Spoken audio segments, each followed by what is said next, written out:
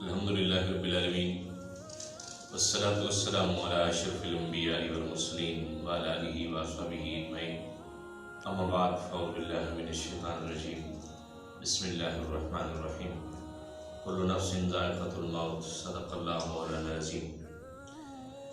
معزز و محترم سامعین و ناظرین، زندگی موت کی امانت ہے۔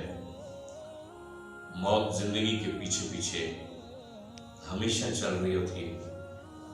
بقا اور دوام صرف اللہ کی ذات کو ہے،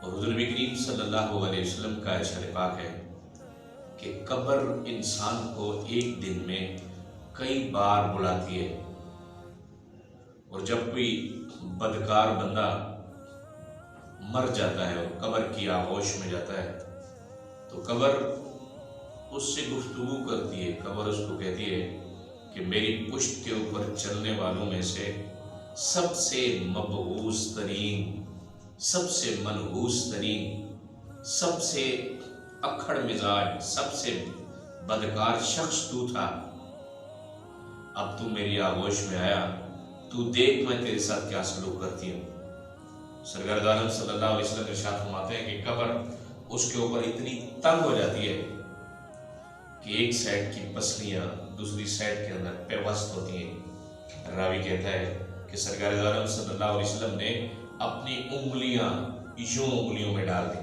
جیسے یہ انگلیاں ایک دوسرے کے اندر پیوست ہو گئی، ایسے ہی پسلیاں پیوست ہو جاتی ہیں۔ پھر ارشاد فرمایا اس کے اوپر 70 اژدہا مسلط کر دیے جاتے ہیں، 70 اژدہا جو اس کو دن میں کئی بار ڈستے ہیں، کئی بار۔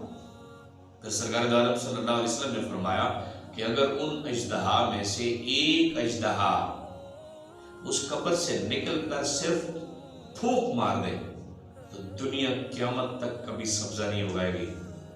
میرے بھائیو، اس سانپ کی، اس بچھو کی جو زہر ہے وہ ایٹم بم سے بھی زیادہ ہے، ایٹم بم سے بھی زیادہ۔ آپ تصور کیجئے کہ آپ قبر میں اکیلے ہیں، آپ کا کوئی بھی نہیں ہے، نہ ماں ہے، نہ باپ ہے، نہ بھائی ہے، نہ لنگوٹی یار ہے، نہ وہ لوگ، نہ وہ دوست ہیں آپ کے ساتھ جن کی وجہ سے آپ نے اللہ کو ناراض کیا، جن کی وجہ سے آپ نے اللہ کے رسول کو ناراض کیا۔ آپ تنے تنہا ہیں۔ سرکار دو عالم صلی اللہ علیہ وسلم ارشاد فرماتے ہیں کہ جو میت کی چیخ و پکار ہوتی ہے سوائے دو مخلوقوں کو، انسانوں اور جنوں کے، مشرق اور مغرب تک اس کی چیخ و پکار سنائی دیتی ہے۔ اللہ تعالیٰ ہم سب کو عذاب قبر سے محفوظ فرمائے، موت سے پہلے ہم سب کو موت کی تیاری کرنے کی توفیق عطا فرمائے۔ وآخر دعوانا الحمدللہ رب العالمین۔